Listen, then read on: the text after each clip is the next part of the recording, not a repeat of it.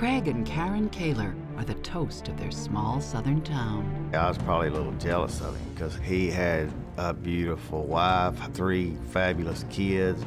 But over time, the illusion crumbles. Their life was seeing the front of a beautiful house, but the backyard is a mess. Beneath this perfect facade lies a dangerous mix of sexual obsession and violence that will destroy everything they have. It was just total shock. There is no comprehending it. Love may be blind and marriage bliss, but divorce is murder.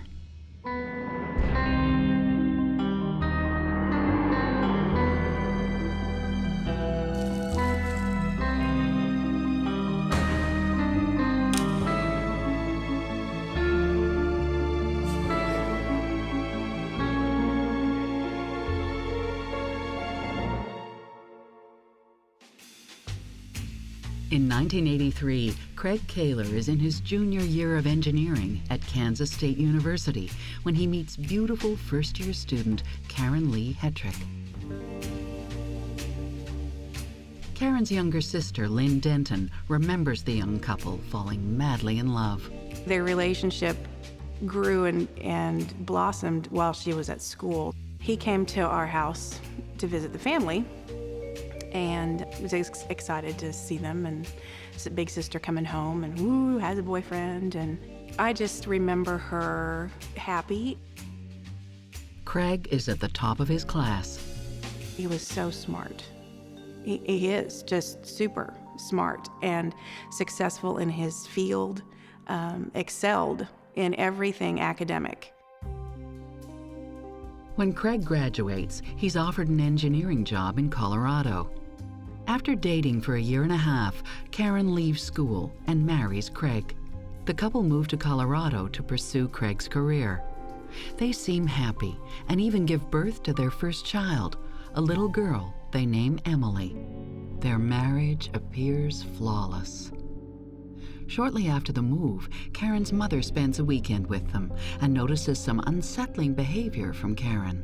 My mother had made the comment that she would hop up and serve him whenever he would suggest. My mother had mentioned that she thought it could be problematic, that it could be an issue. Despite early concerns, in the years that follow, Craig and Karen seem happy and welcome 2 more children into the family, their daughter Lauren and son Sean. In 1999, 17 years into their marriage, an opportunity comes that Craig cannot pass up. He's offered the prestigious position of Director of Utilities in the conservative town of Weatherford, Texas. The Kalers lose no time in making Weatherford their new home. Karen heads up numerous community-related organizations, including the local Mom Group. Karen's good friend Leslie Edwards describes Karen as a key member of Weatherford society. She was really great at organizing, and in the community she was big. I mean, she was just a way of pulling people together. Weatherford resident Sherry Coles and Karen become close when their kids become best friends. If she decides to do anything, it's either full out or she didn't do it at all. So whenever she decided that she would be president of the Moms Club, she was full out president of the Moms Club, organizing things, making sure things happen, getting people involved. Sherry's daughter, Cheney Coles, is Emily's and Lauren's friend and bandmate. Emily and Lauren and I had a band. It was called Days Off. We played a lot of places in Weatherford, and we basically got our version of Small Town Famous. They were practicing one day at our house, and Karen came in to pick up Emily, and she sat back and she listened to them for a while. And she said, "Oh, you guys need help." And that was it. She was in, and she was practicing with them, and she was teaching them, and she made sure they got their rhythms down and they got their harmonies right. And from then on, she was the band mom. Karen was amazing. I love Karen. We called her our mom manager, and she was always there at band practice to help us push forward. She was always looking for new ways for us to play. For his part, Craig is described by his neighbor Norman Edwards as hardworking and successful. To me, Craig was just a normal guy. He liked to play baseball. We played baseball with the kids. He loved to take his son fishing. He even taught him how to fly fish, hunting. He bought a go-kart. Craig is very much the provider for the family. He really took that as a big responsibility and seemed that was really, really important to him. He'd work on their cars, or if they needed help with cleaning, getting the boats ready to take to the lake. And yeah, he was a regular, dad. What wasn't so regular were the restrictions Craig placed on Karen. She has a strict allowance, and Craig goes through all her receipts. Even though there was plenty of income coming in, everything that she purchased, whether it be for the family, the kids, or for herself, had to be accounted for. It was everything. Clothing purchases, grocery purchases, everything. Karen's friends soon notice that something even stranger is happening at the Kaler household. Well, we could never call the house after 8. And the first time I did, she grabbed the phone and was whispering. And I said, Karen?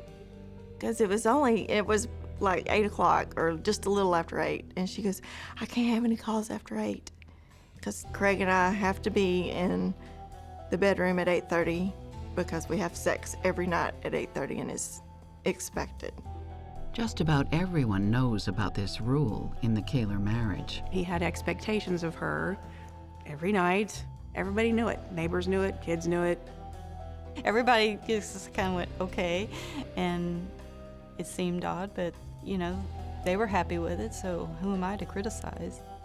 Karen was never, it was not like, oh, got to call Craig, or, oh, got to tell him where I am, or anything like that, some people in controlling relationships have to do. I asked her, what if you don't feel like having intercourse that day or sex with your husband? And she says, well, I've learned a long time ago that it makes my life a lot easier to do it. I said, well, what if you feel bad? What if you're sick? She goes, I better be on my deathbed. Forensic psychologist Brian Russell and psychotherapist Stacy Kaiser believe that the Kalers have created a set of unrealistic expectations for their marriage. I think that people often start out in relationships and marriages doing things that are simply unsustainable for the long haul. Karen and Craig had very traditional, stereotypical roles initially, where Karen really deferred to him, his needs, his wants, his rules, and that worked for her at the beginning. But eventually, if that's not really who she is, a completely passive person, then something's gotta give. Their perfect life is closing in on Karen, and she starts to look for a way out. Johnny was an escape. She was an escape from the family stress. She was a safe place.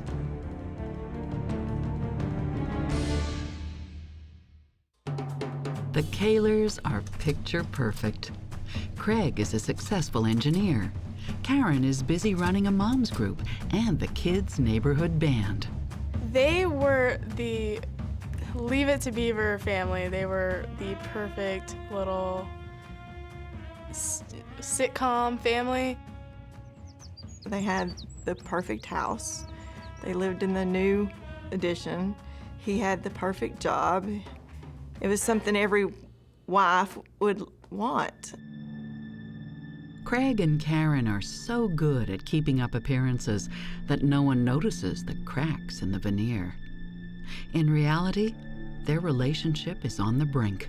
I was over for coffee, and she had mentioned that Craig was asking her to do something in the bedroom, and sexually, that she was not going to do. Karen finds Craig's demands increasingly strange and unbearable. It was because he wanted to bring a third person in, and he just wanted to watch. I said, Karen, you are married, that is true. But if he wants you to do something that you don't want to do, it is still your right to say no. You don't have to do what he wants you to do right now. You don't have to. When you get into a marriage, you form sort of a contract. Not just a marriage contract, but a contract of how your relationship is going to go. Who's going to take out the trash? How often are you going to have sex? But what I see happening over and over again in relationships is that oftentimes one person wants to change the contract.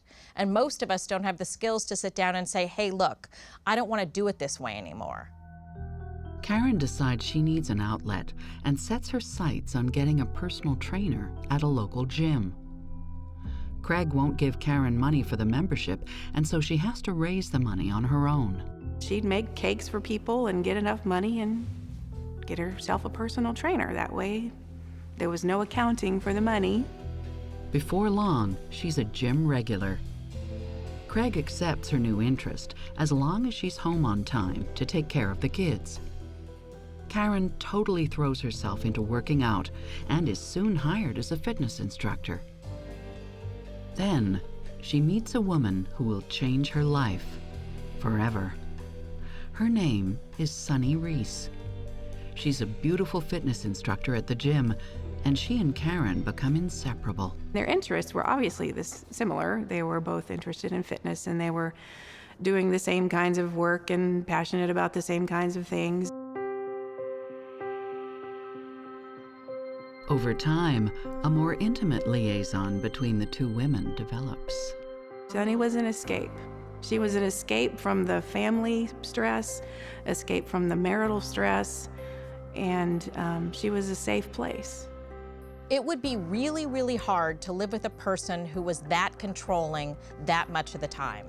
And I think she was trying to figure out how she was going to give herself some sort of release and make herself feel better. An unfortunate amount of the time, I don't think people necessarily go out in search of a new romantic partner. They go out in search of social support. But they create a risky situation as they do that and end up in an extramarital affair. When the neighbors find out later about the affair, there is endless speculation about whether it was Karen or Craig who instigated the lesbian relationship. There was different opinions, there was different stories, there was stories that were just so far out there. And then there were stories that were right on. And if someone came to me with the story, I corrected them. No, that's not how it happened. Craig initiated this, not Karen. Some people believe Craig initially encourages Sunny and Karen to be intimate because he wants to watch them have sex. He encouraged them to have their girl trips, their girl weekends. He encouraged their relationship to grow, which was kind of strange. Karen told me that this was her reward for being a good wife and mother for all these years. I thought that was awfully odd and inappropriate. Something was definitely wrong within the marriage. Others contend that Karen introduced Craig to Sunny and that he was trying to include himself in Karen's new relationship. I've been told, I don't know directly, that Craig was completely aware of the relationship and that he was perhaps interested in being part of it. I always think that neighbors and friends think they know a lot about what's going on in someone else's relationship. But the truth is, most of us know very little. Ask yourself what your neighbors really know about you. When I hear neighbors and friends recounting stories, what I know is that it's their perception combined with what they think that they heard. Karen told me she fell in love with her. I asked her, do you love her? And she said, I do. She fills the void that Craig doesn't fill. Did I want to fall in love with her? No. Was my intention to fall in love with her? No. Am I a lesbian at birth? No. This is a choice. I've chose to be a lesbian, and I love Sunny. I think that there's a possibility that she is a homosexual and was not in touch with that because she was young when she met him, or because she believed in sort of the illusion of family and felt like she needed to put those feelings aside and go have a husband and children. Generally speaking, I don't believe that you just wake up one morning and become a lesbian. Sonny and Karen's relationship, initially accepted by Craig, and maybe even created by him, is now out of his control. He is perturbed about it, but totally helpless. Craig was getting a little jealous because of, I guess, how close they were getting, and he knew Karen was falling in love with her. He had a plan for what he wanted this relationship to be like, and it didn't go that way, and it kind of blew up in his face. The conservative town of Weatherford still has no idea about the love triangle that is unraveling next door. I think that Craig and Karen are master illusionists. Despite the tensions that they have going on at home, they're able to present this front of perfection and happiness to the point that all of their friends and neighbors think that they're literally the perfect family that everyone would want to be. I've made the analogy that their life was like seeing the front of a beautiful house. Gorgeous, everything's perfect, immaculate, in its place, spectacular. But the backyard is a mess. So whatever everybody sees is awesome, but the stuff you don't see was a complete wreck. When a job opening comes up in Columbia, Missouri, Craig takes it. It's an opportunity to get Karen away from Sonny and from Weatherford. I think he was hoping that the move would fix everything.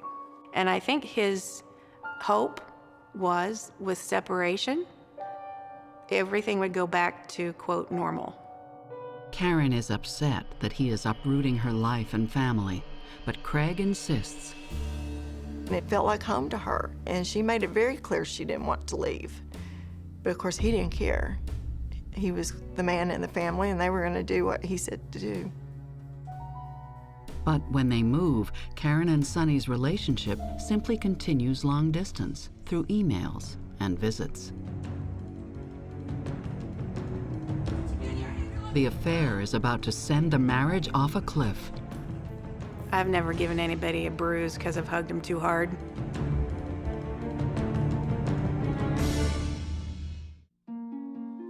Despite the turmoil caused by the affair, Karen and Craig still maintain the facade of a happy couple and charm their new neighbors in Columbia, Missouri. But the relationship deteriorates when Craig realizes that Karen is still in touch with Sonny. He begins to monitor her activities. Craig went through Karen's purse and found a birthday card, or it could have been a Valentine's card, I don't know, it was a card. And Sonny had sent it to Karen and just loved Sonny. I mean, it was just like a girls send each other cards for holidays, and he threw a fit. But he'd go through her purse, he would check her emails. The marriage comes to a head on December 31st, 2008, when Craig and Karen return to Weatherford, Texas for a New Year's Eve party. Sonny is there. Well, that New Year's party, I wasn't there. I was in the middle of taking down my Christmas tree, and I get this call from Craig, and he tells me that my sister's doing horrible things, and I sympathize with him for a moment. The gist I get is that there was drinking going on, and that Karen and Sonny were holding hands, and Craig didn't like that and thought that their behavior towards one another was inappropriate and embarrassing to him. They were holding hands and touching each other and flirting, you know, just flirting, and it was obvious. And, you know, when alcohol's in play, you let your guard down a little bit, and so Craig just felt the need to announce to everybody that Karen had been having an affair with Sonny. I think that she had reached her tipping point. I think she had decided that she didn't care anymore. She wanted to be free. She wanted to do what she wanted to do, and she didn't care who was watching. Craig realizes the image of his perfect marriage is now shattered. What up to now has been a carefully kept secret between the three is made painfully public.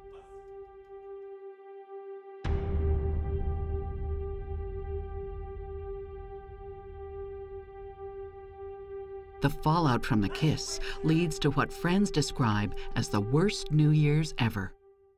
The town of Weatherford was shocked. It was something that just doesn't happen around here. If it does, it's swept under the rug. We just don't talk about it. Craig is distressed by the turn of events and that their secret has been exposed. The perfect facade was being cracked, and the public could see what maybe he didn't want them to see, and he was embarrassed. It was an embarrassment for him. He created this, and then all of a sudden it's fallen apart in front of his eyes and in front of friends that he wanted to carry on the facade of the perfect family with the perfect children and the perfect house, and it wasn't perfect. Here we have Craig, who we know likes to be in control, and he likes to have his wife under his thumb. And now we have her beginning not only to slip away, but blatantly pull away. She's making dramatic moves to get away from him and go into the arms of someone else. Any person that is as controlling as Craig would begin to panic and begin to get anxious. That was probably somewhat of a tipping point for Craig in terms of where his anxiety had been and where it was going to spike after that. 28 days later, Karen Kaler files for divorce. She moves her bed into another room and starts sleeping there. Craig calls all of Karen's relatives in an attempt to salvage his crumbling marriage. It was devastating for him. He never really understood why she would want to leave him. The pervading theme in all of his communications was, I don't understand why she wants to leave me. I don't understand why something else would be better than me. You need to talk some sense into her. It wasn't just me he would talk to on the phone or email. He called everyone in my family. He emailed everybody, friends of Karen's. Just a huge campaign, I would say, of trying to get Karen's circle of family and friends to say, hey, you need to go back to Craig. It was going pretty quick. It had gone from seemingly comfortable, happy family to moving out, getting a divorce in 6-8 months. By March 2009, the couple is in the throes of a nasty divorce, and everything is in dispute: money, the house, and child support. He was not cooperating. There were different dates that certain things were to have happened by, like he needed to have a lawyer by a certain date, and he just didn't. Craig was very worried about Karen wanting all the money and worried about his savings program and worried about what they had in their savings account, and he just did not want to share anything with her or the children. Craig's state of mind darkens. He's obsessed with Karen, and he is tracking her every move. Well, he had all this equipment from overseas came in, and I think at one time he may have even put like hidden cameras in the house. We started breaking into her email accounts and looking and accusing her of having relationships with other women in Missouri. Spent his time at work searching the internet for ways to break into their computers. He knew every word they wrote to each other. She changed her email address several times. Craig was following one of her new friends, and this friend let Karen know, hey, your husband's been hanging out on my street. What's up with that? Craig is relentlessly stalking Karen, and I think it's because he has literally become obsessed with her. He has nothing else left. The worst things about obsessions are that they feed on themselves. So once you begin thinking about it, it makes you think about it more and more and more. And it's literally like an elevator rising higher and higher and higher to the point where the person feels like they literally lose control of their own emotions.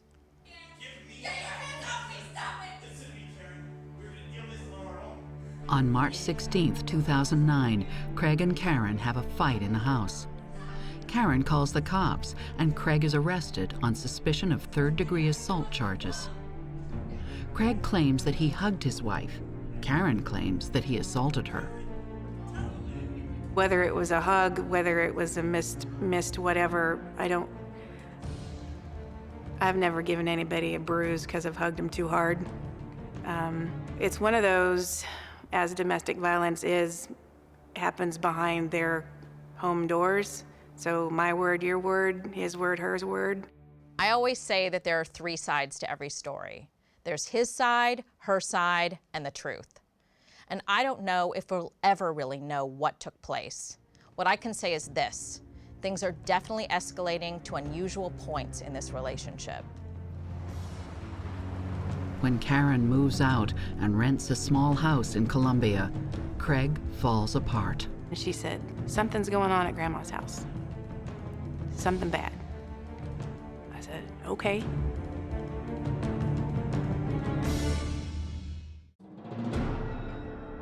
The relationship between Craig and Karen Kaler takes a dramatic turn for the worse after Karen has Craig arrested for domestic violence. Karen and the 3 children leave the house. Craig becomes depressed. He has trouble coping and begins to suffer from anxiety. He sees a doctor who prescribes him anti-anxiety medication. Craig is so consumed by his failed marriage that it severely compromises his work. He had a binder that he would carry around and show people pictures of his perfect family and say, look, why on earth would anyone want to leave this? And it became an issue that his boss had to address. So he was having trouble at home and at work dealing with it. In September 2009, he's asked to resign.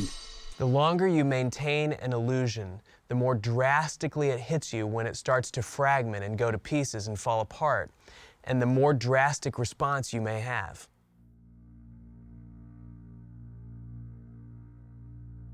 Losing everything, his wife, his family, and his job, Craig, at the age of 48, moves back in with his parents. It was his whole life that he had built. He had worked so hard for so long to have was crashing down, and he was having trouble. He had a vision of what his family should be, and it was crumbling. He was so proud of being the perfect husband, and then Karen leaves him for another woman. That's a total slap in the face for a man, you know.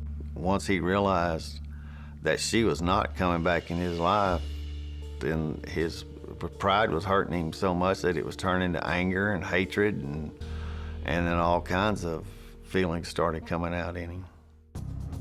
Craig loses interest in seeing his daughters and chooses to only spend time with his son.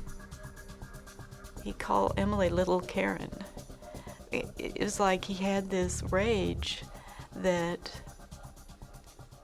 he could no longer distinguish between Karen and Emily.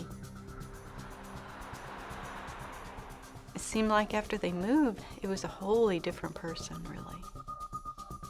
They would call or text and he wouldn't respond. It seemed to them that he wanted nothing to do with them, the girls.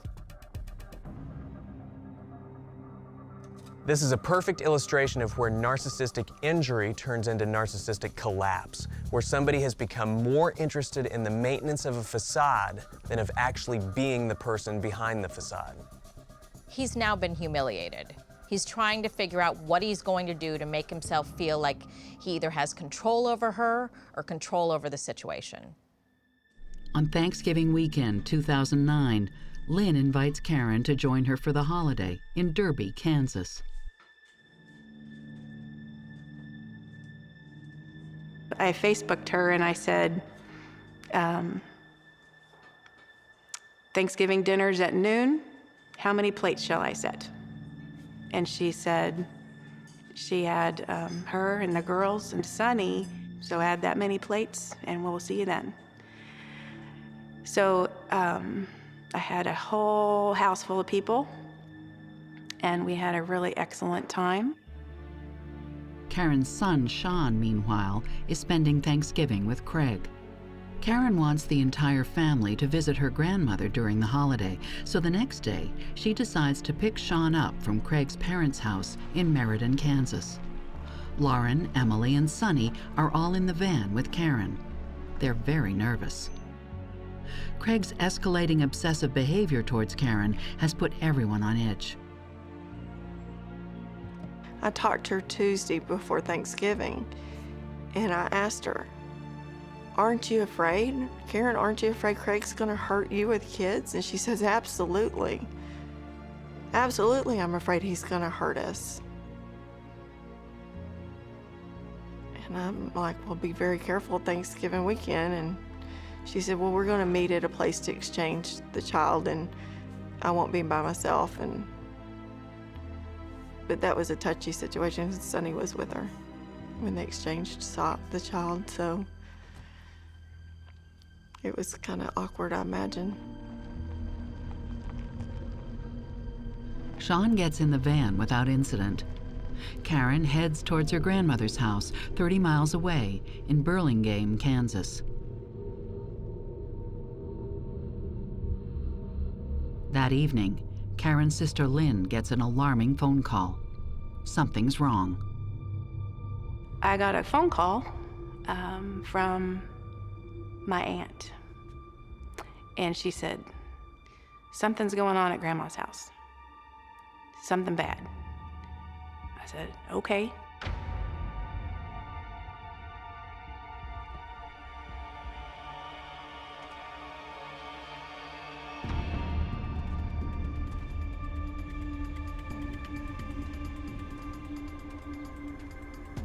That Saturday evening, November 28, 2009, at around 6 p.m., Craig drives to Karen's grandmother's house.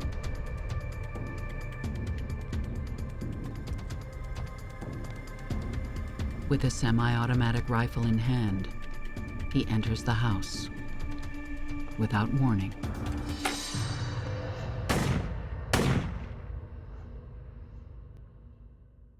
We knew about Grandma and Karen and one girl. There was no report of a second girl going to the hospital because she was already dead. They didn't take her to the hospital. She was just on the floor. But I called their cell phones because I didn't know which girl it was, because I thought the other one maybe got away.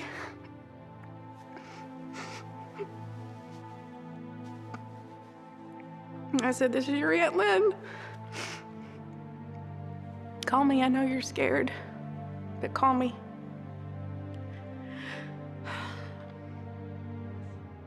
Now I was thinking about my nephew and where was he? And I called the Kaler house. I said, "Where is my nephew?" And they couldn't figure out why I was calling and why I was looking for him. And I told him at that point, I said, "Your son shot my sister."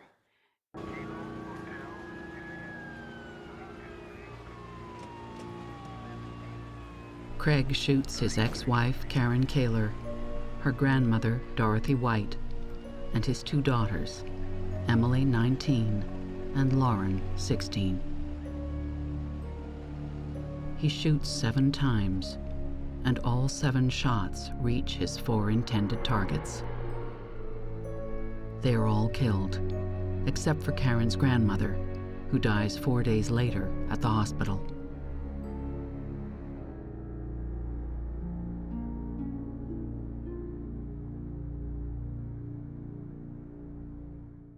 After a frantic search, their son Sean is finally found at a neighbor's house. He had run away barefoot and coatless to the neighbors to call 911. He was in their custody, protective custody. Even more frightening, Craig has disappeared, and nobody knows what he'll do next. He was pretty mad at me. He was pretty mad at Sonny. We didn't know if he was going on to do some more harm.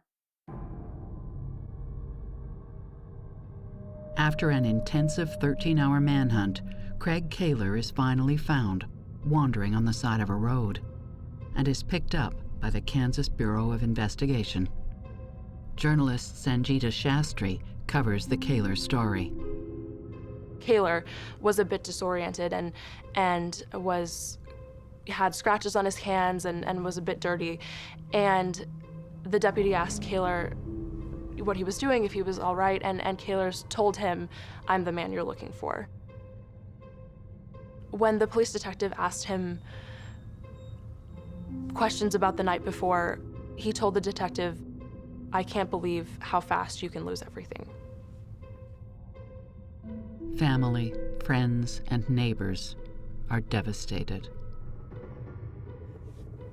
It was complete disbelief. You see shows on TV all the time about things that happen. You see things like this on the news, but you always think, oh, that's terrible, but then go on your merry way. You never think that's something that's gonna happen to you or someone you know or someone you're close with. I thought I knew Craig very well, and I thought he was a loving husband and father, and I thought he was the perfect man, and it was just total shock. I can't understand it. There's just no way to understand it. It doesn't make any sense. Because he's so logical and so rational. I don't know. I can't understand it. My dad knew that Craig hunted and was a good shot and had a gun collection. And my dad more than once told me, he said, "You know what? He's gonna hurt those girls. He is gonna hurt them." I said, no, he's too smart for that. He's too smart to do that. I was just sure that he would make a better decision than that. And my dad was right. No one knows what Craig will do next. The first week of December, I received a phone call, and it was Craig on the other end of that phone. He called my home from jail. He did sound very normal, and it took all I had not to blast him verbally, but I didn't really quite know what to say. He sounded like himself, and he asked if I was still working, and he thanked me for taking care of his son, and that's basically all he had to say. Craig was an illusionist. He liked to create an image that was positive, make it look like everything was okay. He would get them on the phone and act like nothing had happened and try to make small talk. It was his way of trying to bring back some of the image and illusion that he had once created. Or the psychopathic interpretation would be that he was trying to create witnesses who could say, "He called me afterwards and he seemed completely normal. He must have gone crazy a few minutes before when he did it." Did Craig really go insane, or was this premeditated murder? Craig's future, in fact his very life, depends on the answer. The jury returned to the room after 2 hours, and Craig Kaler was simply staring ahead and did not have an expression on his face.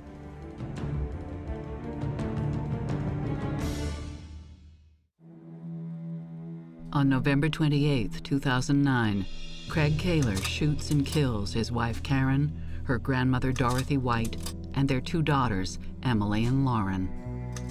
He's later arrested and charged with premeditated murder. It was the why of Kaler's actions. Why had he done what he had done? Why had he committed the crime? The small town of Burlingame, Kansas, is gearing up for their largest court case ever. The murders have stunned the tiny, close-knit community. I got a sense of deep sadness and confusion as to what had happened and why it had happened. In December 2010, Craig Kaler has his preliminary trial. He enters a plea of insanity, his only defense against the capital punishment charge. Whether or not he carried out the crime is not in question. The question is, was he insane when he did it? Friends and family notice Craig's unusual behavior during the trial. Given the opportunity to speak to me, Craig would. Just silly things he would say. It sure is a beautiful sunny day. I don't know if he was trying to use it as a double meaning, using Sonny's name in a comment to me, or I don't know. It was awful. As he walked by, he did speak to my husband, asked him how he was doing, which was odd. It was strange to me to see him, you know, I would think that he would just sit over there with his head down and, you know, just kind of go through the motions of the sentencing, but he was just, even the remarks he'd make to his ex-sister-in-law and things like that, he just really acted like nothing had happened. Everyone has an opinion about Craig's plea of insanity. I think he was very calculated. I don't think he's lost it. He's just, the facade of the perfect family is gone, so he doesn't have to pretend anymore. So, he is not pretending. This is who he is. And it was probably always there. His eyes had always been cold. I didn't know him that well, other than my friend's husband, and I trusted him with my kids, but it was calculated. He knew what he was going to do, and he did it. Well, something obviously had to happen because a man doesn't kill his kids. I mean, was he out of his mind? Well, I'd say technically yes, because you don't kill, period. You don't kill people, and you don't kill your ex-wife, or and you certainly don't kill your kids. So yeah, I guess technically he was crazy, because no sane person would do that. Can the defense prove that Craig had gone insane and save him from death row? Defense attorney Tom Haney said that this was a tragedy, that it was something that shouldn't happen to any family, and that no person in their right mind could do such a thing. And that was really the core, I think, of the defense's argument, was that Craig Kaler was not in his right mind when he shot and killed 4 of his family members. They claim that Karen's lesbian affair pushed him to his breaking point. The defense was, I think, trying to paint a picture of Sonny Reese as a homewrecker. They were trying to paint her as someone who was introduced to the Kalers and who met Karen Kaler, and then caused a rift in Karen and Craig Kaler's marriage. The defense cites the breakup of his marriage and the loss of his job as causing severe depression, which was left untreated. They point out that officers found a full bottle of antidepressant pills in Craig's car, prescribed a couple of months prior to the crime. They found a bottle of clonazepam pills, which I believe are anti-anxiety medication. There were 30 pills and he hadn't taken any of them, and they'd been prescribed to him earlier, and so they were found in his vehicle. The defense also argues the fact that he did not attempt to cover up the crime as a clear indicator that it was not premeditated. The defense attorney, Tom Haney, argues that everyone has a different breaking point. Tom Haney pulled out a pencil and he snapped it in half to show the extent to which Craig Kaler had lost control over his mental and emotional stability. In this case, his mental state was the best argument they had, and he certainly had enough in his history to make most jurors probably sit back and take a deep breath and think about how they might have reacted had their spouse engaged in the same actions that Karen had engaged in, and had their lives fallen apart the way that his did. Craig's best piece of evidence of his insanity is also one of the most frightening things about this case, and it's the fact that he killed his own children. There are jurors out there who do believe that no sane parent could pull the trigger and shoot his own children. It's uncertain whether the defense's argument that he snapped will be enough to save Craig from death row. In order to be criminally insane, a person has to have had no conscious awareness of what is happening in that moment. They aren't aware of driving up to the house, they aren't aware of grabbing the gun, and they aren't aware of shooting. The prosecution counters that the defendant knew exactly what he was doing. They describe Craig as a hunter, consciously planning to use the weapons in the house for a singular purpose: to eliminate his problems. The prosecution points to other clear and damaging evidence of Craig's planning. There was a lot of equipment in the car, in his Explorer. They found camping equipment, among other things.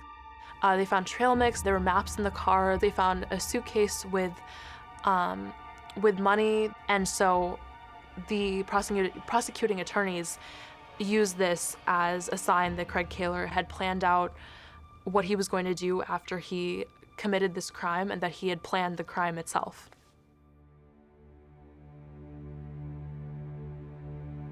The prosecution presents some disturbing evidence. They claim that blood trails in the house indicate that Craig Kaler tracked his targets in White's home with a semi-automatic rifle and moved room to room as if it were a hunt. He shot Karen and made her lay there on the floor and watch him chase the girls down and kill them.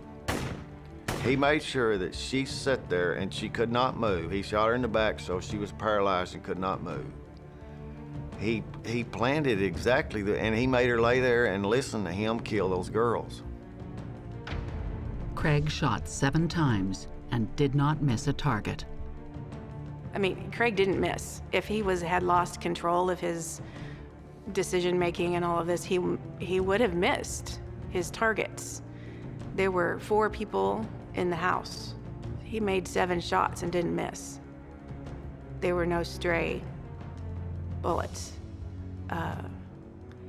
He had a long drive between his parents' house and my grandmother's house. That was a long time to sit and think. You don't just lose it and sit on it in that amount of time, and he had to decide to drive there. In my opinion, he let Sean go. If he'd wanted to kill Sean, Sean had been dead, and he was not out of his mind. If he was out of his mind, he'd have shot Sean. The prosecution conclude their arguments with the dramatic statement that Craig didn't snap, that he was in control. What we see is that he loaded his car with guns and ammunition. He drives an hour to the house where he knew they were living. He shot everyone but his son, and then after the crime, he said, "Oh no, I messed up." Those, to me, are all signs of somebody who was lucid and aware of what they were doing. Craig's fate now lies in the hands of the jury. Are they convinced that he's a regular American guy who lost his mind? Or is he a cold-blooded murderer? The jury returned to the room after 2 hours, and when they returned and each stood and gave their decision, Craig Kaler was simply staring ahead and did not have an expression on his face. On August 25, 2011, the jury rejects the insanity plea and returns a guilty verdict of capital murder. Court sentences the defendant for the crime of capital murder to death. On October 11, 2011, the judge formally sentences Craig to death by lethal injection. An appeal is filed automatically after the sentence. No matter what, Craig Kaler will never go free again. His son, Sean, remains in the care of his grandparents. The most frightening part of this case is you can have a man who is hardworking, seemingly connected to his family and his community, deteriorate to the point where he is taking a gun to his own children. It's a more gradual, insidiously encroaching kind of a fear that your spouse could evolve from this well-put-together, well-behaved, respectable businessman into somebody capable of mass murder. His old friends wonder if they will ever be able to forgive Craig. You know, if there was any sign of remorse, any personal responsibility being taken on his part, I might, but there's not. It's not. So I can't. I could feel sorry for him if I felt he felt something, but I don't think he does. I just don't see how Craig could have done that. And I just can't fathom it. I still can't. There is no comprehending it. I mean, it's just something I'm gonna have to deal with the rest of my life. I mean, you'll never wrap your mind around that. I was trying to think of a way to honor my sister. I mentioned it to Sunny, and she agreed that that was a great idea to organize a 5K run to benefit a women's shelter. The Karen K 5K was a one-time event, but personally, I try to do a 5K run around her birthday or Mother's Day to honor my sister and nieces and grandmother.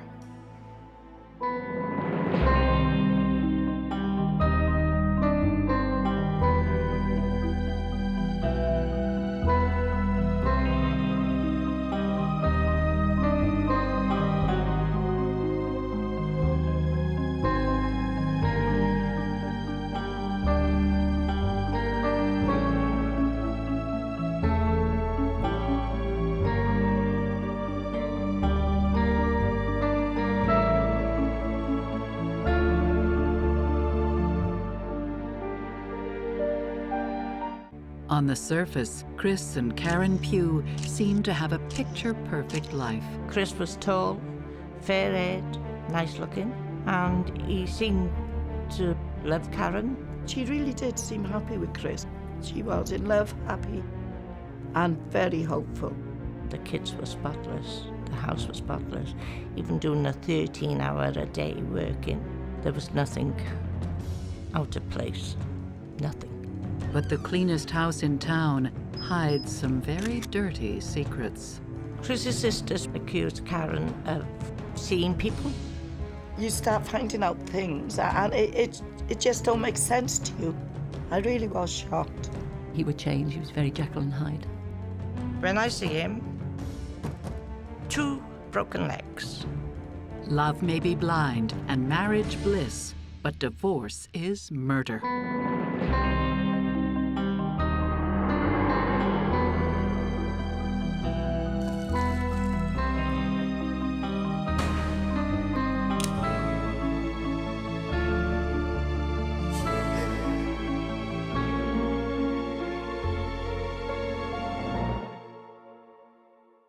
In 1981, Karen Klee, a young nurse and single mother, meets handsome house contractor Chris Pugh at a local pub in Barry, Wales. They quickly become inseparable. Chris takes Karen's firstborn child, Deanne, under his wing. Karen is smitten. Karen was saying that Chris was the one. She said he was lovely. She planned to marry him, and he was good with Deanne. He made her happy. Her family is pleased that she has found a husband. One, Karen found somebody that she could love, and I thought loved her. And the second is because with a baby, they don't always want to take on baggage, as they put it. But Chris seemed to be all right with Deanne. So in 2 respects, I thought Karen was pretty lucky there to find both worlds, if you like. Just 2 months after meeting, they are married. And Karen's parents put aside any worries about hasty nuptials. And I said, have you thought about it? And she said, yes. I said, well, if it's what you want, you've got to pick your own. I can't pick your husband's for you. She was in love, happy, and very hopeful. Karen wanted to get married, and what her wish was our wish. And I mean, I couldn't at the time think of anything to deter her from it because there was nothing. Family means a lot to them. Karen is very tight with her parents, and Chris is especially close to his sisters. They are all delighted that the marriage will tie the knot between Chris and Karen and the two families forever. The newlyweds waste no time in making a new life together, and in 1982, just 9 months after their wedding, Karen and Chris welcomed their son Michael into the family. Karen was an amazing mother. She was very optimistic. She used to see things from everyone else's point of view. She was very much the family negotiator. Karen was a very good mother, a lot of time for her children. She always put them first. She always bought her children things. They were well-dressed, clean and tidy. Every time I went over there, she was always ironing because they would have a certain outfit on through the day and then for some reason get changed. So constant washing and ironing was over Karen's. I remember as I got older, I used to help her out with the ironing because she'd just be stood there for hours with baskets of ironing. And she crocheted. She used to crochet the most beautiful hats with the big baubles on them in the 80s. And it was beautiful. She had all the patience go in to do it. Karen also works full-time as a nurse. She was a very caring person, very patient with people. She had a very good sense of humour. You know, she was, always up to have a laugh and a joke with people. Very enthusiastic. And Chris is a real catch, and great with the kids. Chris was tall, fair-haired, nice-looking, quite a nice body on him. More handsome, I would say. Yeah, we were all happy that that Karen had met Chris, and we thought Chris was a good person. He provided for the children, and he seemed to love Karen. He always went to work. He was never out of work. You know, in all fairness, in every respect of, he was a good dad with the kids, and he was good with his money with Karen. He made sure that they had food and everything like that. He worked, he provided for them. So they went on holiday as a family. Every year we used to go on holiday. From the age of 12, Mum and Dad started taking us abroad. So we started experiencing Spain. She looked happy in the photos that they showed us. She seemed to have a good time. She liked to go out to bingo one night a week. She and Chris would look after the kids while she went. On the weekend, they went to the club and had a dance and met their friends down there. But in the early months of their marriage, Karen's family begins to notice that Chris has some strange habits. He wanted to know where she was, or if she came out there. He'd be peering out the window, seeing her with, them in a taxi cab, You just watch it all the time. He would often go through a handbag, her coat pockets, a purse even. I did say, well, why'd you let him? Do you go through his wallet? She said he just does it. He's always done it. He would question her what she'd done, who'd she seen, where did she go? And that continued every day. He treated her well if she was doing what she was supposed to be doing. Or she'd done something that he was jealous about, then he would change. He was very Jekyll and Hyde. Chris, he was a very tall man. I mean, he just oozed authority. Even if he walked into a room, the presence and aura around him was just authority.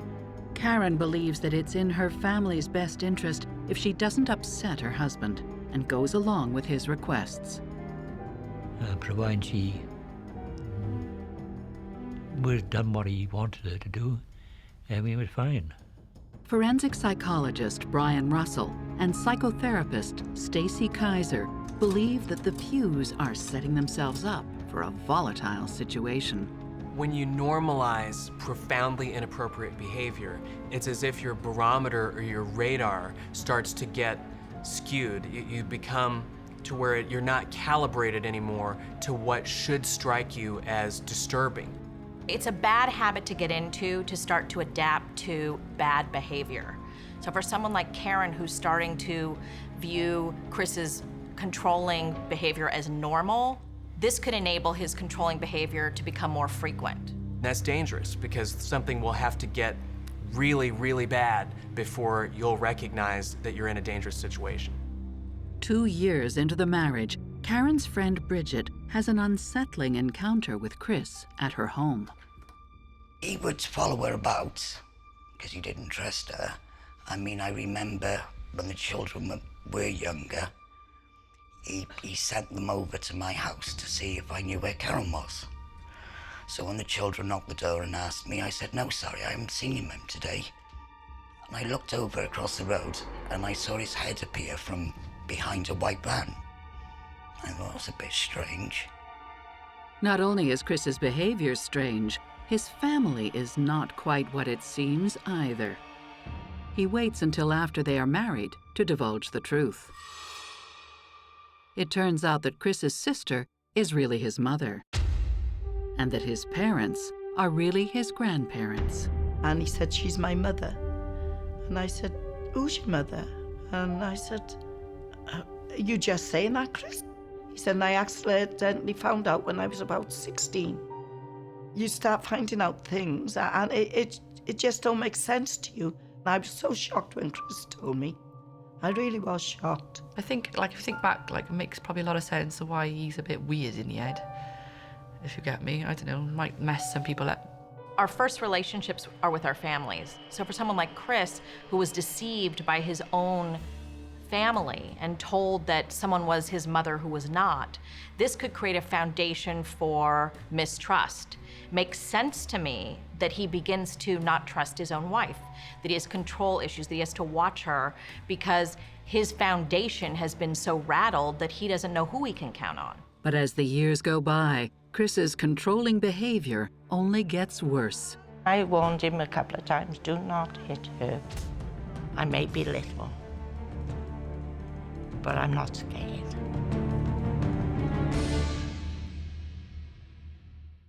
By 1983, Karen Pugh is a devoted wife and mother of 2, running an immaculate household in Barry, Wales. And her husband, Chris, is working hard to provide for his growing family. She ran a good house, good mother, and a good wife. But 2 years into their marriage, Chris becomes paranoid. So much so that he accuses Karen of having an affair with a neighbor. He thought that she had a man friend. The only friends that she had was the people that she went to bingo with, and they were women. Despite the fact that his accusations are unfounded, Chris lashes out at her, and Karen ends up badly bruised. The tension also mounts between Chris and Karen's families. I went round to Karen's, knocked on the door. Karen answered. She had bruising. She was crying. I said, where is he? And Karen said Chris had gone to his mother's. And I said, that's okay, I'll wait here till he comes back. Chris come back with 3 sisters. And they come to tell Karen off for the way that she was treating their brother. I told them to go away, otherwise they would be in serious trouble with me. I told Chris to leave. It was Karen's place, not his. I told him to go back to his mother and find somebody else. But Karen didn't want that. Karen wanted him back, so back he came. Chris's family has a completely different take on what is really going on between Karen and Chris. Chris's sisters went and accused Karen of seeing people when she went to bingo. They'd been told that she was seeing somebody else, and it wasn't the way to act when you got married and when you got children, and his sisters believed him. Basically, they they believed him and didn't see two sides of it. The sisters accuse Karen of provoking their brother with her flirtatious behavior. They were older than me, and they spoiled Chris. He was a baby brother. Of course, one turned out to be his mother, so naturally she was going to stick up for her son. And the other two were aunties. Karen's family takes her side. They thought because I was little that I wouldn't do much, but I was feisty. I did plenty. I told them, if I catch Chris, just gotta catch Chris hitting Karen, I would break his arms. And I told him straight, I may be little, but I'm not scared. Families often see what they want to see. And so they have this idealized version of Chris. They think he's so perfect and wonderful that they believe that the only reason he'd be behaving in this abusive way was because Karen was causing it. I went up there and I said to him one day, you know, I said, you're going to hit her once too often, Chris. And he said, what do you mean by that? I said, because I'll end up killing you. And he started to laugh, and I said, I don't joke. I don't joke about things. How many trees and bushes do you pass coming home? And which one am I going to jump out of? You tell me, and look for it. Karen's family pleads with her to leave Chris. I said, please, please leave. You can get a place, you can find a place to live. Just move away, you and the kids, and stay away from him. I always said that she'd be better off leaving him, but she wasn't prepared to leave him because she didn't think it was fair on the children for them to be without their father. And she said when the children are old enough, she said, I'm going to leave. So she had every intention of leaving, but wouldn't leave because they were a family unit. In her mind, she couldn't keep the kids to what they should be kept. In other words, clothes, food, wanting to go somewhere, and all that jazz. She wouldn't have been able to do it out of her wages. How can I stay away from... I couldn't earn enough money to keep the kids. Shit, I gotta go back. The troubled family continues to grow. In 1984, Karen gives birth to her daughter Louise. And in 1986, she has her fourth and final child, Samantha. She realised how trapped she was. But she was going to leave him anyhow. She did tell us that when the youngest, which is Samantha, when she was of age, she was gone. She'd done her duty to all the kids. She'd brought them all up. And the other three were already settled anyhow. But no matter the state of their marriage, Karen and Chris escape their problems by taking idyllic vacations together, often just the two of them. On these trips, Chris is like a different person. She loved holidays, beaches, wherever. They all went as a family and they all went together. And he was as good as gold while they were on holiday and everything. He was absolutely marvellous. By the early 90s, a decade into their marriage, these vacations don't seem like such a good idea to Karen's friends. I said to her one time, aren't you frightened about going away with him on your own? What if he pushes you over a cliff after an argument?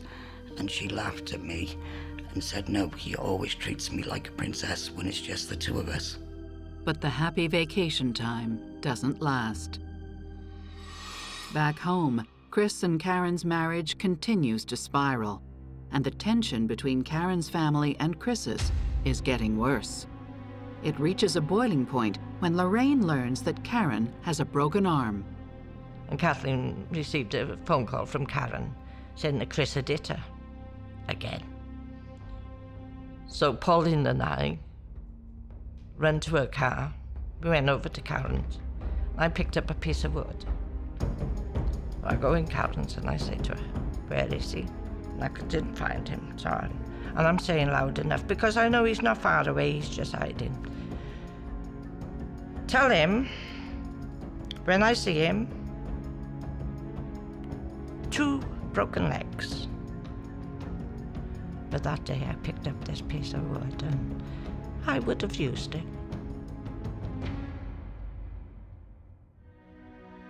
Karen confesses to her father that her marriage is vastly different from what she had hoped for. I went there one day and she was in bed. And she said, she only wanted to be like you and Mum.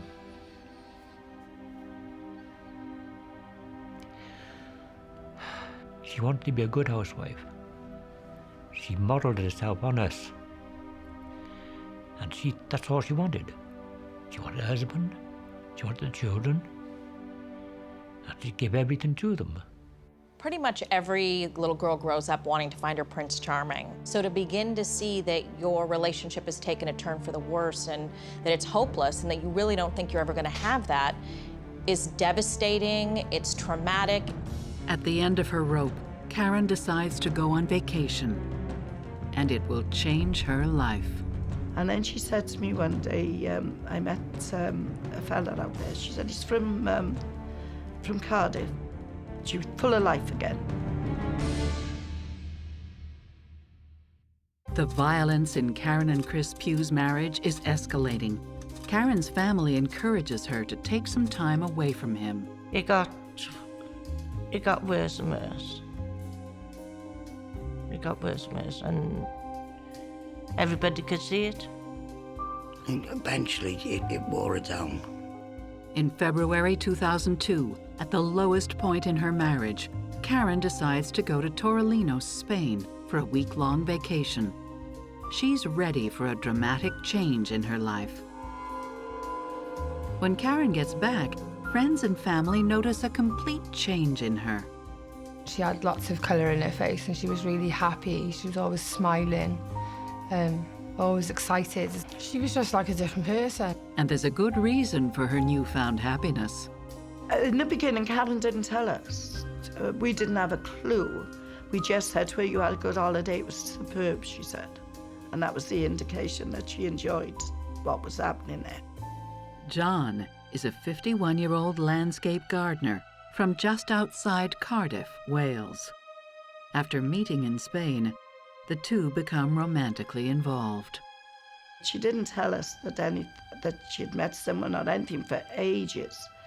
And then she said to me one day, I met a fella out there. She said, he's from Cardiff. And I said, oh yeah. You could see the difference in Karen. Karen became happier. Her whole face used to light up when she spoke about John.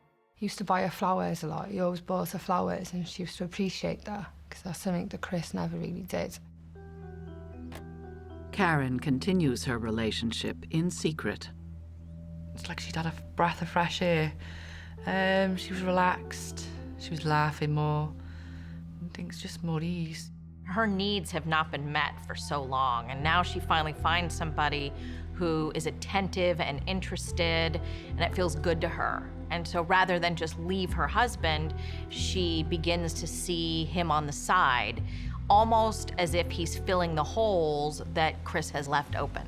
I think that Karen was escaping temporarily, periodically, from the relationship with Chris that she knew was failing. Something like starting an extramarital affair instead of getting out of the marriage adds a whole extra layer of complexity to getting out of the marriage. Even though they are both married, according to Karen, her holiday romance is about to get serious. The thing is, he's married, but he doesn't get on with his wife. Oh, I said, don't say you're falling for that story. And she said, no, it's true. He doesn't get on with his wife. And so we're going to start meeting. And I said to her, well, you be careful because of Chris. I said, you know what he's like, Kat? I said, you just be careful with it. I said, well, you have to ask yourself, do you still have any feelings for Chris? And she told me, no, I don't love him anymore. And I said, well, you're a decent person, Karen. You've got to do the decent thing and tell him.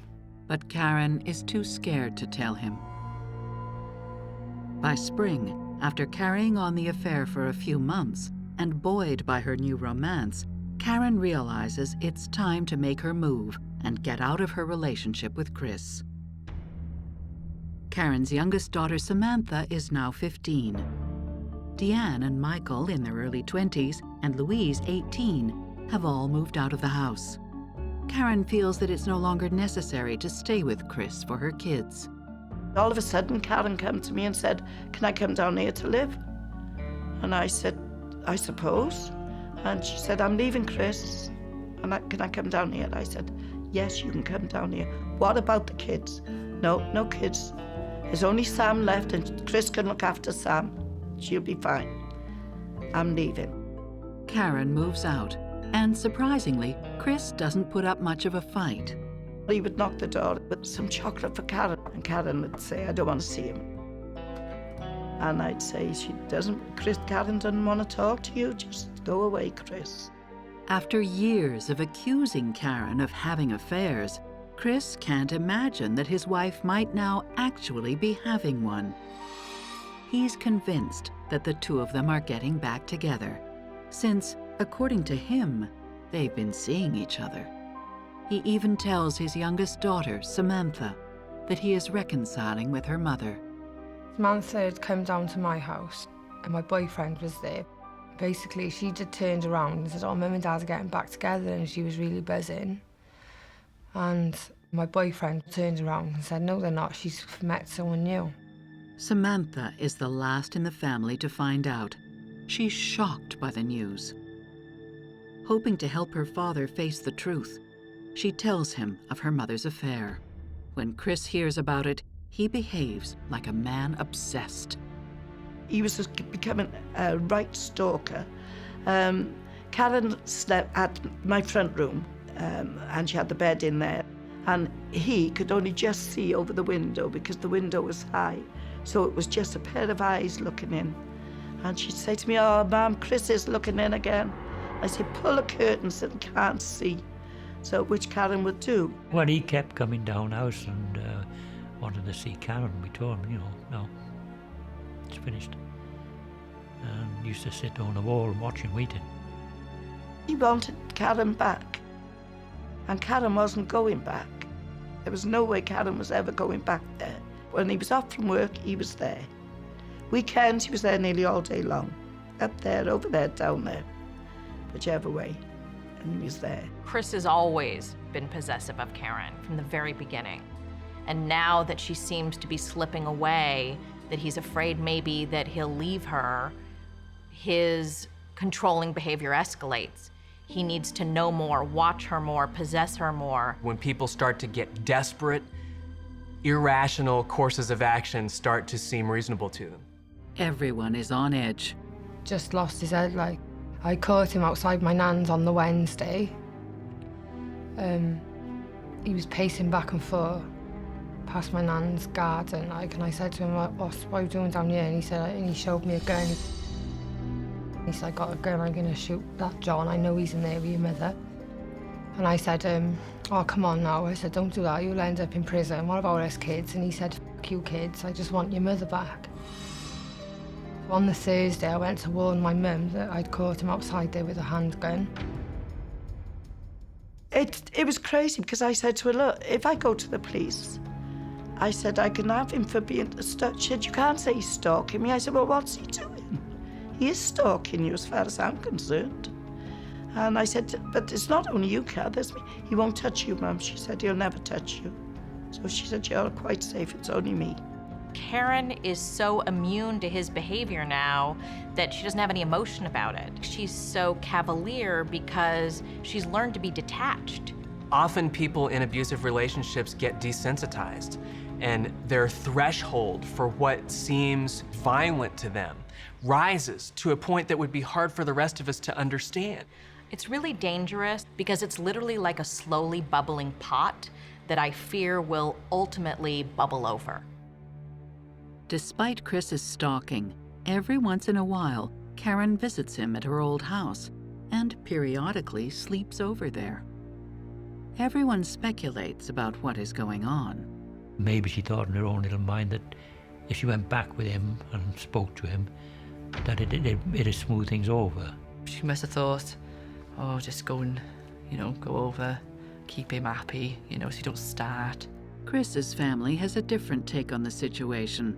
They claim that she is dating Chris at the same time as John, and not just trying to smooth things over with Chris, They are convinced that she is leading her husband on. Made out that Karen was the one that was in the wrong. She was the one having the affair, and Chris was desperately trying to get the marriage back on track. He bought new clothes, he was making more of an effort with himself, and he wanted to take her out for dinner and things like that. Karen led him to believe that everything was going to be okay with them, that they were going to be back together. I actually have two theories for why I think Karen is still seeing Chris. Number one, I think she still has feelings for him.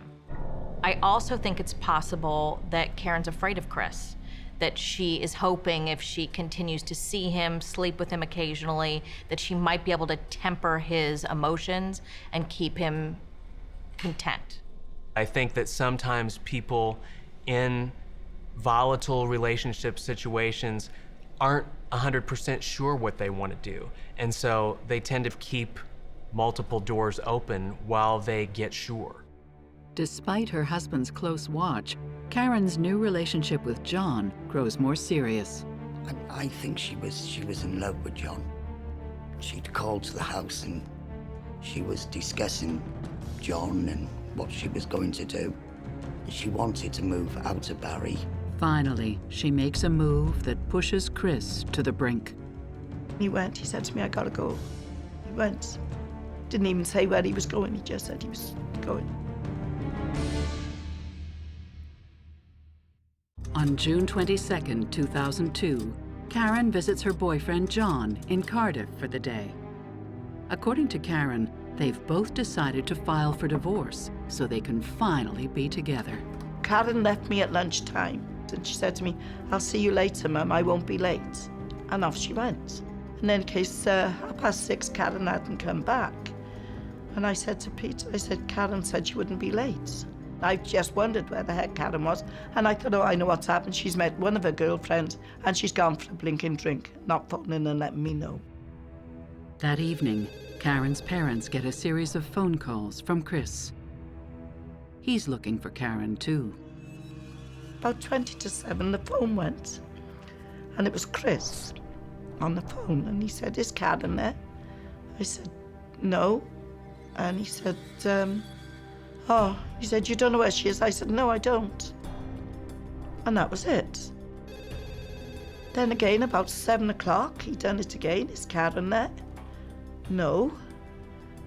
You still don't know where she is, Kath? No, Chris, I don't know where she is. 10:30, he phoned again. Peter took the phone. He said, for God's sake, Chris, give it a break. She's not here. Now leave us alone. Don't phone anymore.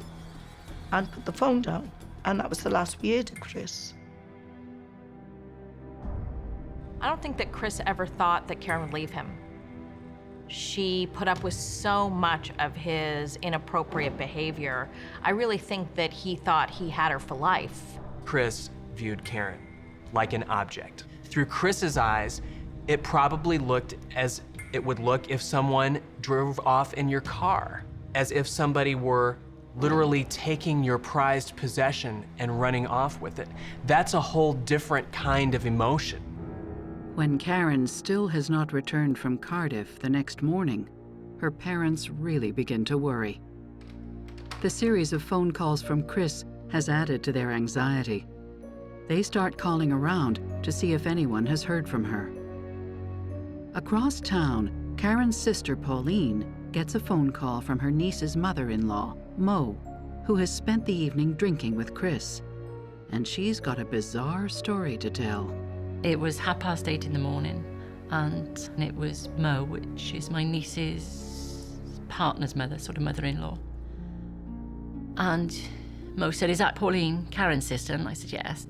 Mo said, I've got a bit of dilemma. I've had Chris here all night, and he's gone now, but he said he's killed Karen. Pauline is blindsided by this shocking revelation. Okay, I'll phone my mum and dad now and see where Karen is, and I'll go up to Karen's. So Pauline went up in her car, and then she phoned me. My dad said, I'm going to the tip and I'll meet you at Karen's. I said, yeah, fine. I went to Mo's house, got the keys, and I went to Karen's house, and I was trying to open the door. She had a very fiddly door, you know, it was really... And luckily I couldn't get in. And the police came then. It was hard, but Peter took that phone call. I didn't. Peter took it and he went. He said to me, I gotta go. And he went. Didn't even say where he was going, he just said he was going. He said, Pauline was on the phone, I'm going. And I said, okay. Mo had phoned the police as well, so luckily they arrived 2 minutes after me. When the police turned up, they obviously went in the house, and I stood on the gate, and the policeman walked out. And I can't even remember now whether he said it was code red or code blue, but it's code blue, and I said, is she in there? And he said, yes. And with that, my dad turned up. He said, Daddy, he's killed her. That's the first we knew. And couldn't believe it. I don't even know what we did. We went to the police station. And I had to see my dad cry. I just thank God I hadn't got it in the house. I don't know what I would have done. It was bad enough. Peter came in and he said, you're not going to believe it. He's done. I said, he's done what? He said, Chris has killed Karen. I said, the hell how'd you know? I can't imagine anybody doing it. It was a shock. Now, yes, we could see how it was building up to that, but I mean, when it happened, we never expected that to happen. Chris's alcohol-fueled confession to Mo turns out to be true. When Karen gets back from meeting her new boyfriend, she runs into Chris on the street. And Chris convinces her to come over to his house.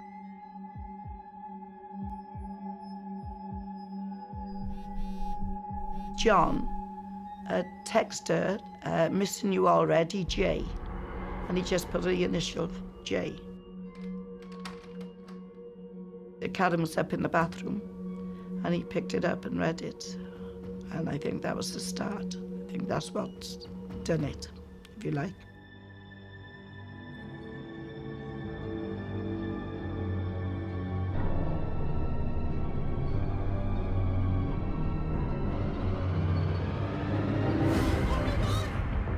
He went into the bathroom and then tried to strangle her with a towel.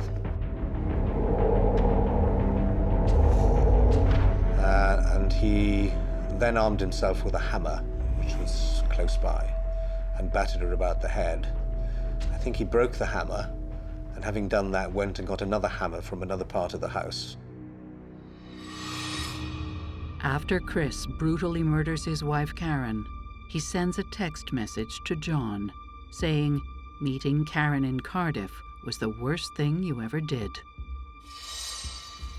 Chris cleans up the crime scene after first going out to buy a bottle of whiskey, leaving the body in the house.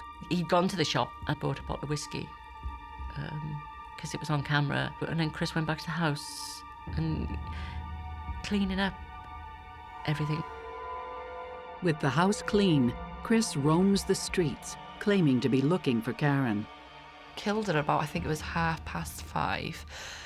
And he was ringing my nan then to see if he'd seen her, when he was probably stood next to her. Chris ends his search charade at his in-laws' house and spends the entire night drinking with her and talking about his marriage and his relationship to Karen. Towards early morning, he confesses to Mo that he's killed Karen. Karen's family cannot believe what's happened. It's like as though you're outside your body watching. It doesn't seem like you. It's really, really strange. I can't describe how I felt. Obviously, I was devastated. I don't mean it like that. But what I was doing and saying and things like this, I can't. It's quite blurred, the day. I just couldn't believe it. I lost her.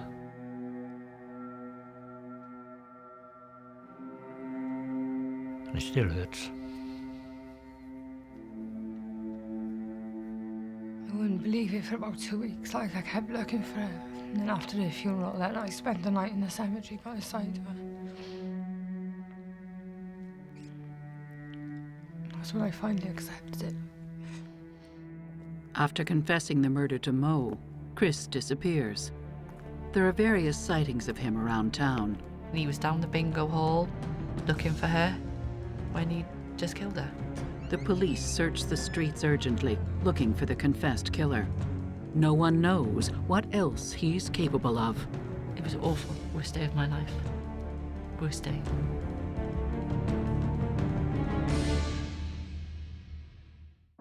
At 9:08 a.m. on June 23, 2002, Karen Pugh is found dead, killed by 16 blows to the head.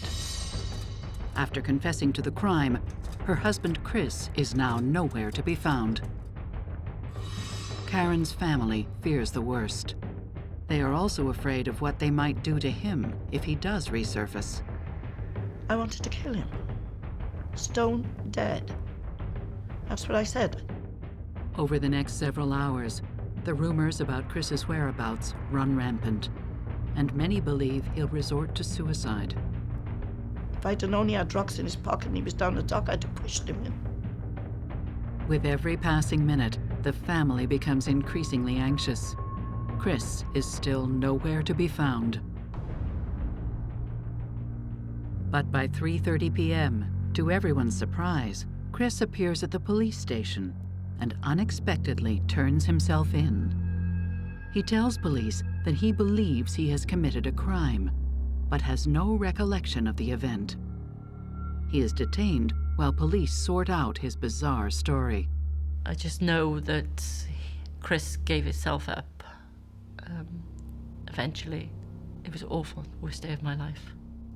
Worst day. The next morning, the family is asked to identify Karen's body at the morgue. Me and my brother, Michael, and my nan, we were all in the car to go and see my mum after she was murdered. We went to the hospital morgue. They covered up her head with a bandage. So I always remember she had a little tear in her eye. By bizarre coincidence, Chris calls while they are there. They'd just come out of seeing their mother dead. And I think it was Michael's phone that rang. And he spoke to him like as though they'd been shopping. And they were just on their way home from shopping.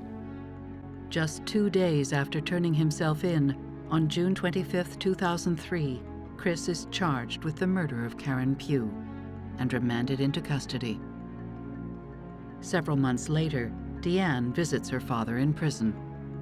I just wanted answers, like, I wanted to know why he did it. I wanted him to say sorry more than anything, I think. I didn't get any of that. He was just talking to me like it was something you do every day, or when I killed your mother. That's how he was talking to me, when I killed your mother, like it's just something you do every day. On April 30th, 2003, just 11 months after Karen's death, Chris begins his trial for the murder of his wife. To Karen's family and the prosecution team, it seems like an open and shut case. They are wrong. The charge was a simple charge of murder. It would appear on the charge sheet, given the date, on a certain date, Christopher Pugh murdered Karen Pugh, and that would be it. In English law, murder is murder. There are no degrees of murder.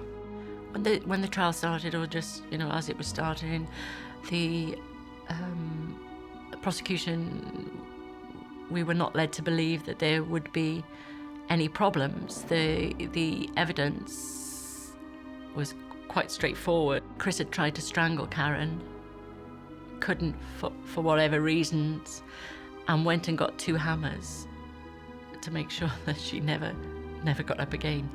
And for that split second, I feel that he's thought about what he's going to do, so it's premeditated. Efforts to clean up the crime scene afterwards, efforts to elude the police, at least for a while, all indicate that there was a consciousness of guilt. And the fact that he switched instruments in the course of the crime indicate that he was thinking, he was making decisions even during the crime. The prosecution argues that he was lucid during the attack.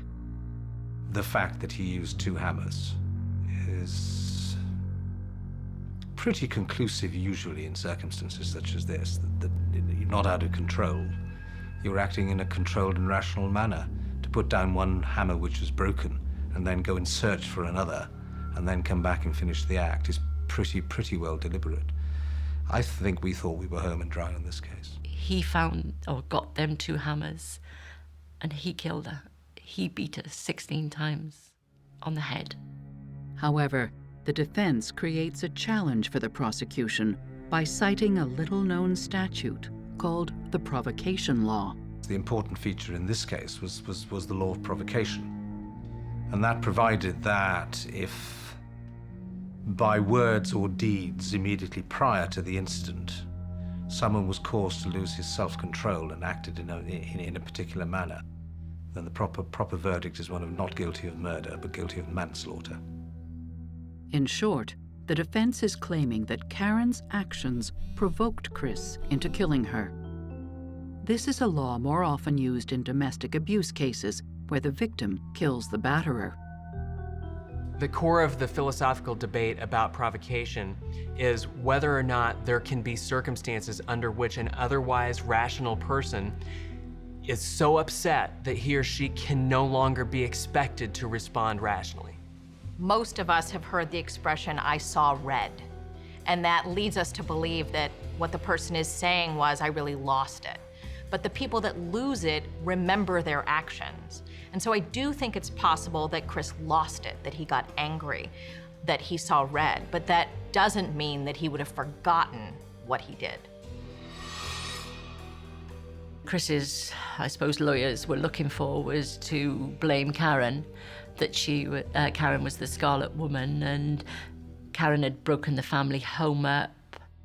There was some evidence raised by the defense that Karen had still returned to the matrimonial home from time to time, but it's quite clear that she still had feelings for him despite his conduct towards her, so that when he was able to persuade her to go back, she was very susceptible to be persuaded. Of course, it did result in the fact that she was sleeping with both at the same time. But the prosecution remains confident that John's testimony will clear up any confusion about the state of Chris and Karen's abusive marriage. They're in for a big surprise. John chooses to testify from behind a screen because he is afraid of Chris. And to the family's horror, he tells the jury a very different side to the story. He testifies that Karen was chasing him and that it was creating problems in his marriage. John was the boyfriend. He clearly featured in the case and was an important feature of it.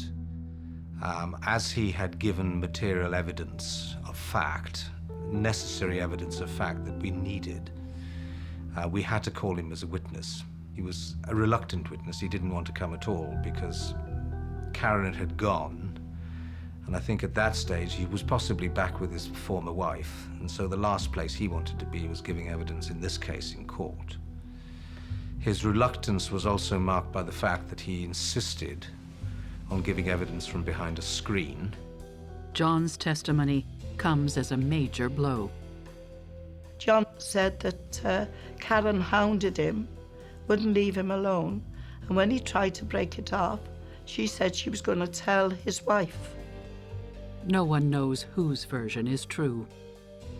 I think John's testaments changed purely because he still had a life and he wanted that life with his wife. All in all, not a good witness. Not a good witness, and a bit of a gift for the defense. The jury is swayed by the defense's arguments. On May 9, 2003, Christopher Pugh is acquitted of murder and convicted of manslaughter by means of provocation. He is sentenced to 6 years behind bars. But because of time already served, will only have to spend 3. So a surprising verdict. I think everyone was surprised. And the very nature of the violence that was used in the course of the event, we thought took it far beyond what one would normally have thought would have been a reasonable case of provocation. In his sentencing remarks, The judge deemed the attack with the hammer as excusable, considering the circumstances, and that his wife had driven him to lose control. He apologised to Chris for the hard time he'd had. He went to sum it up, he said, you know, Mr. Pugh, he said, I know you've had a hard year, a very traumatic year, he said. Chris said that Karen provoked him, and the judge said that it was provocation and that it was excusable. The 16 blows to the head was excusable because he was provoked. How can you have an excuse for hitting somebody, going to get the hammers and hitting somebody 16 times on the head? The evidence was there. Why? Why wasn't it murder? It wasn't a nasty accident that went wrong. It was murder. Oh my God, I was devastated. I really was devastated. I can't think of another word for it. I really did break my heart. That's the time I cried. When he turned around, the judge, he was nearly in tears, talking to Chris, apologising. Kathleen said she did have a little bit of happiness before she died with John. And that's the only consolation that we got, that she did have a little bit of happiness before she died with John. I think I was gutted more for my nan and gramp because, like I said, for 23 years they'd had to watch her being beaten and mentally abused and couldn't really do much in that respect. And then having to bury her and then having to live with the fact that there was no justice. And that ate away at my nan and gramp badly. After spending 3 years behind bars for killing his wife with 2 hammers, Chris Pugh is released from jail in 2006. It just pickles me like that he came out, picked his old job back up, and just carried on working. Like he was in there for like a parking ticket or something, or, you know, non-payment of something trivial. In the end, Karen's desire to keep her family together eventually tears it apart. Chris's children do not know which side to take. The children no longer have a lot to do with one another. They don't really speak. It's broke us up. It's broke a very, very close family up. I'll tell you what, she'd be with you 10 minutes and you'd love her. Everybody loved Karen. When she got buried, there was 250 people at her funeral. 250 people at her funeral. No, she was loved.